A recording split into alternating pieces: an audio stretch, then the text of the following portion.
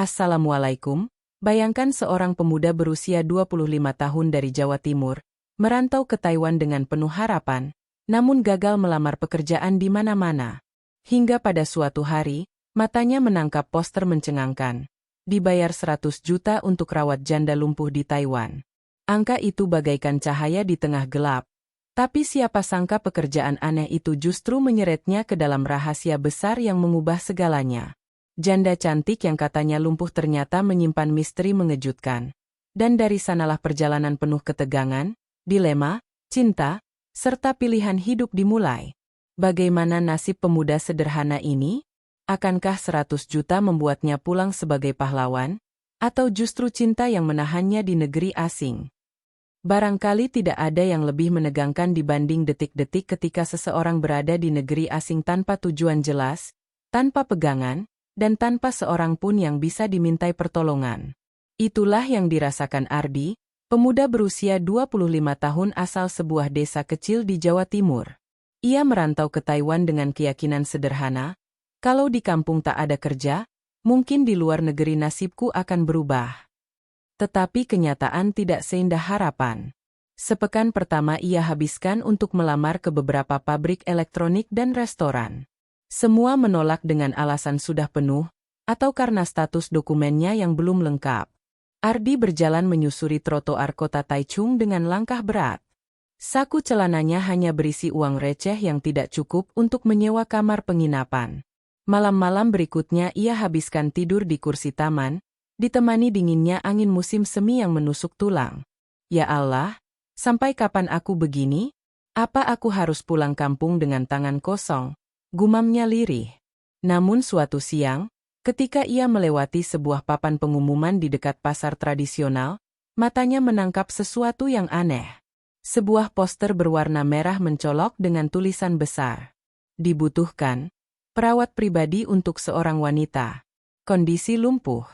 Gaji 100 juta rupiah untuk satu kontrak perawatan. Khusus pria muda. Rahasiakan identitas pasien.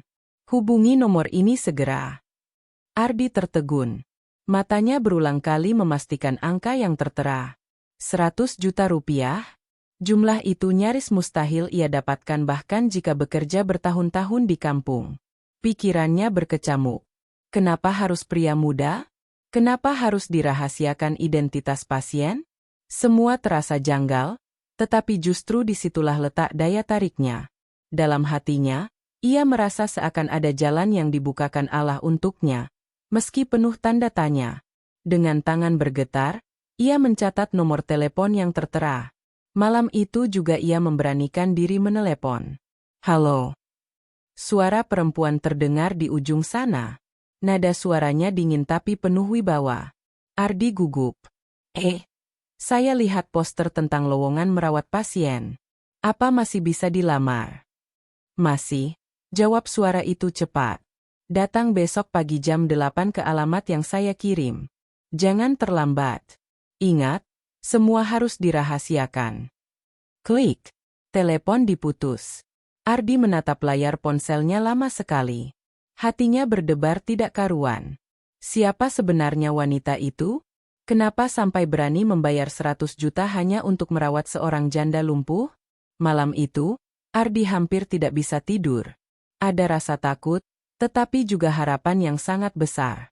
Ia tahu, jika kesempatan ini dilewatkan, mungkin nasibnya di Taiwan akan tamat. Keesokan paginya, ia tiba di sebuah rumah megah di pinggir kota. Pagar tinggi berwarna hitam dengan kamera CCTV di setiap sudut membuat tempat itu terlihat lebih seperti istana daripada rumah. Seorang wanita berpenampilan rapi menyambutnya di depan pintu. "Kamu Ardi?" tanyanya. "Ya, Bu. Nama saya Mei Ling, sekretaris keluarga ini. Majikan kami seorang janda. Dia lumpuh sejak kecelakaan beberapa tahun lalu.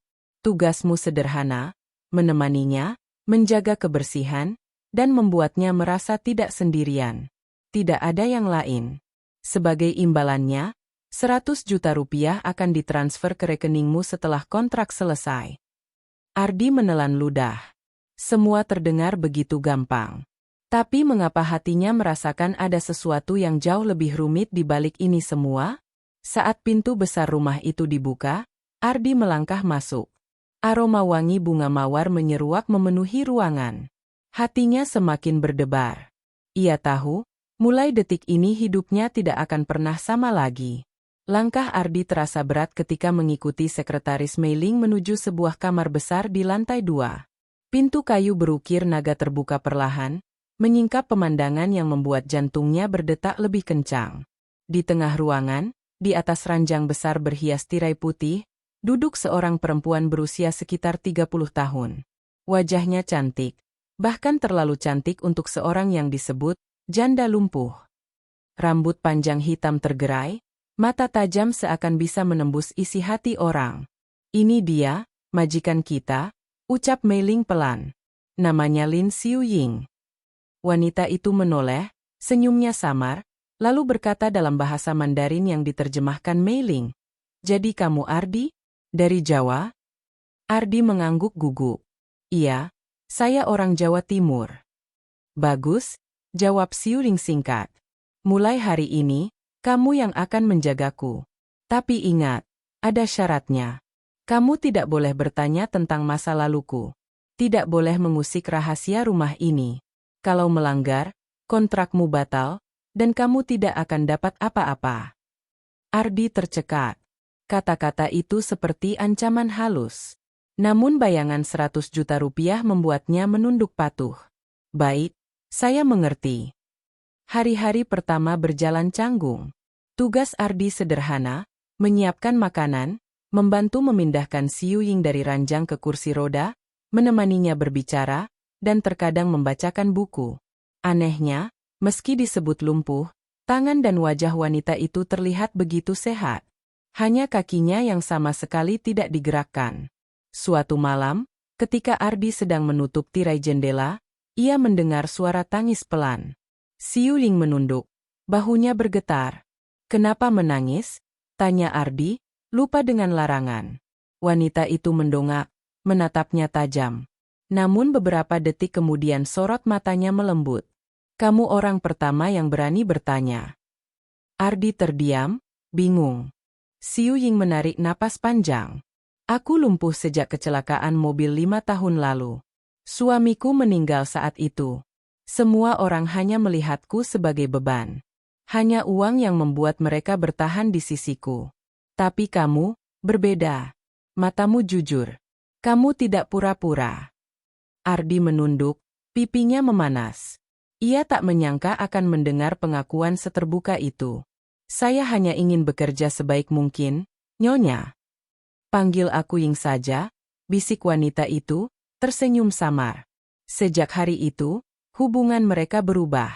Ying mulai sering bercerita tentang hobinya membaca, tentang musik klasik yang ia sukai, hingga tentang kesepiannya tinggal di rumah sebesar itu tanpa keluarga.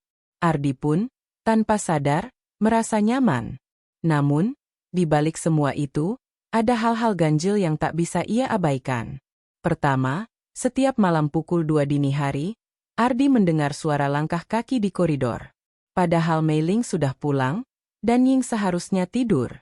Kedua, terkadang ia melihat pintu kamar Ying terkunci dari dalam, namun keesokan paginya wanita itu tampak segar bugar seakan tidak terjadi apa-apa. Suatu ketika, rasa penasaran Ardi memuncak. Malam itu ia pura-pura tidur di kursi dekat pintu. Jam menunjukkan pukul 1.57 ketika suara samar terdengar. Klik, klik, klik. Ardi mengintip. Betapa terkejutnya ia melihat Ying berdiri dari kursi roda. Ya, berdiri dengan tegak, berjalan perlahan menuju jendela, lalu membuka tirai. Dari balik kaca, cahaya bulan menyinari wajahnya yang penuh misteri. Ardi terperangah. Jadi, dia tidak benar-benar lumpuh? Napasnya tercekat, keringat dingin membasahi pelipis. Ia ingin bangkit, ingin bertanya, tapi tubuhnya kaku karena rasa takut bercampur penasaran. Ying menoleh, dan mata mereka bertemu. Senyum tipis mengembang di bibir wanita itu. "Kamu sudah tahu sekarang," katanya pelan, seakan berbisik tapi cukup jelas untuk membuat Ardi gemetar.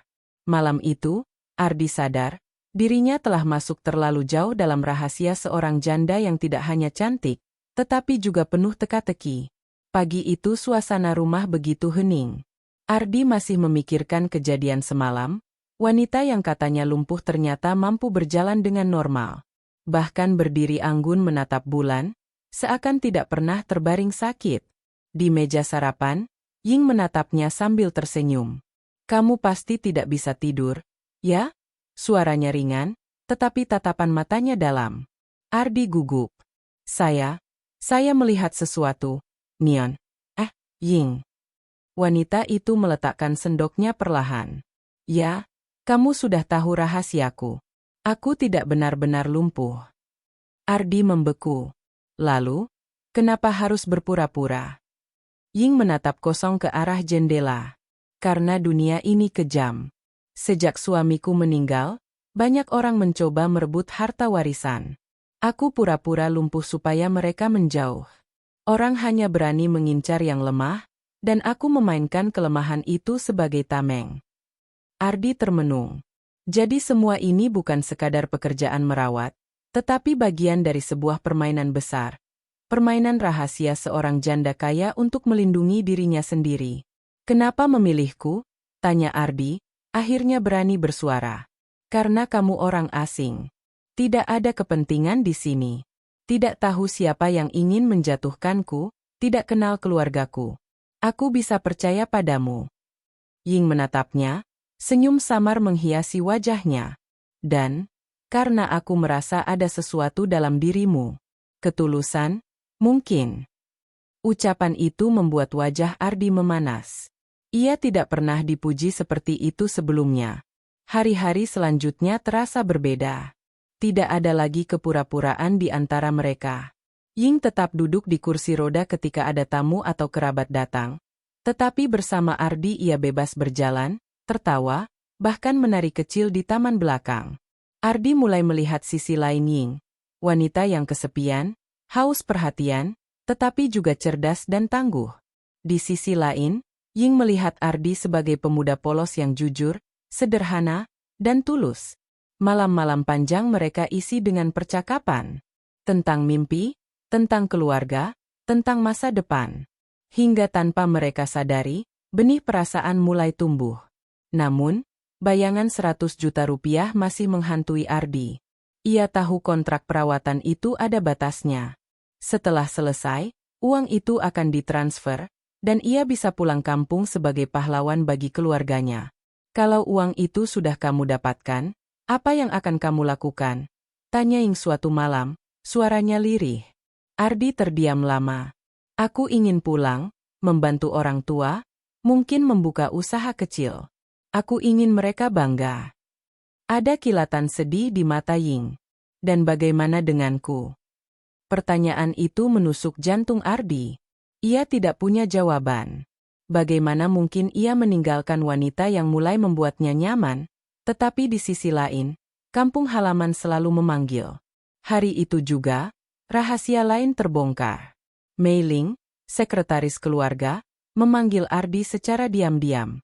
"Kamu harus hati-hati," katanya serius. "Banyak orang ingin tahu keadaan Nyonya Ying. Kalau mereka tahu dia sehat, mereka akan menuduhnya menipu dan bisa berbahaya. Jangan sampai ada yang bocor." Ardi mengangguk, tapi di hatinya timbul kegelisahan baru. Ia sadar dirinya tidak hanya terlibat dalam drama pribadi seorang janda, tetapi juga dalam perebutan kekuasaan dan harta yang lebih besar dari yang ia bayangkan. Malam itu, ketika Ying tersenyum manis kepadanya dan berkata, "Aku senang kamu di sini, Ardi," ia sadar perasaannya sudah tidak bisa lagi berbohong. Ia jatuh hati. Tapi bagaimana dengan kontrak? Bagaimana dengan uang 100 juta itu? Dan bagaimana jika keluarga besar Ying tahu rahasia mereka? Hati Ardi diliputi dilema besar. Memilih uang dan pulang kampung sebagai pahlawan, atau memilih cinta yang penuh misteri di negeri orang. Kontrak 3 bulan itu akhirnya selesai.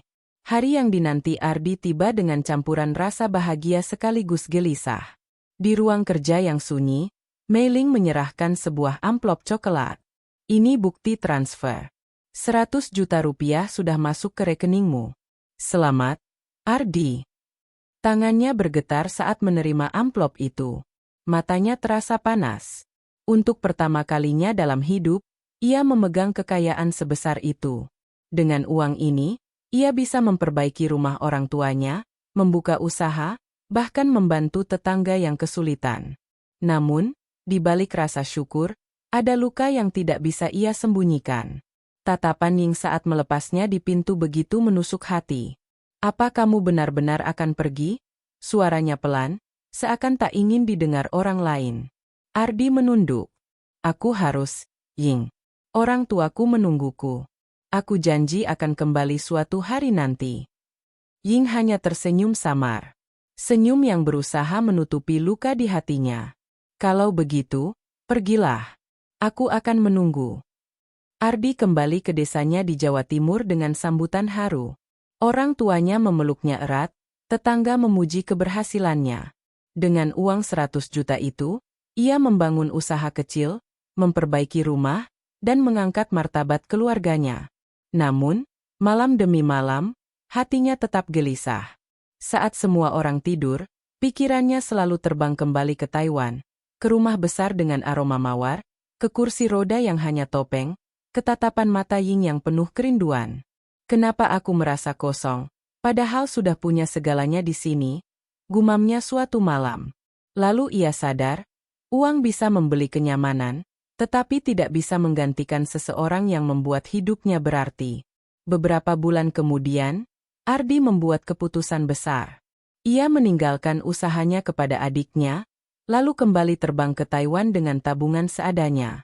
Ketika berdiri di depan pagar hitam tinggi itu lagi, jantungnya berdegup kencang. Ia mengetuk pintu, dan beberapa menit kemudian sosok yang amat dirindukan muncul. Ying, dengan gaun sederhana, tanpa kursi roda, menatapnya dengan mata berkaca-kaca. "Ardi," suaranya bergetar. Ardi tersenyum, menahan emosi yang hampir meledak. "Aku sudah pulang ke kampung. Tapi hatiku tetap tertinggal di sini, bersamamu." Air mata jatuh di pipi Ying. Tanpa kata, ia memeluk Ardi erat, seakan tak ingin lagi kehilangan. Beberapa minggu kemudian, kabar mengejutkan beredar di kalangan bisnis Taiwan. Janda kaya pewaris perusahaan besar, Lin Xiuying, akhirnya resmi menikah dengan seorang pemuda asing dari Indonesia. Banyak yang tercengang, tidak ada yang menyangka wanita itu akan memilih seorang pria sederhana, yang dulu datang sebagai perantau tanpa pekerjaan. Bagi Ardi, hidupnya berubah total. Ia bukan hanya mendapatkan cinta, tetapi juga keluarga baru, tempat yang menerimanya apa adanya. Dan yang lebih mengejutkan lagi, Ying sendiri mengungkapkan sesuatu di malam pernikahan mereka. "Uang 100 juta itu hanya ujian. Aku ingin tahu siapa yang tulus menemaniku. Ternyata kamu bukan hanya tulus, Ardi, tapi juga berani memilih cinta daripada harta. Mulai sekarang, kamu tidak perlu lagi menghitung uang, karena hidup kita akan kita hitung dengan kebahagiaan." Ardi terdiam, lalu tersenyum dengan mata basah. 100 juta hanyalah awal dari segalanya.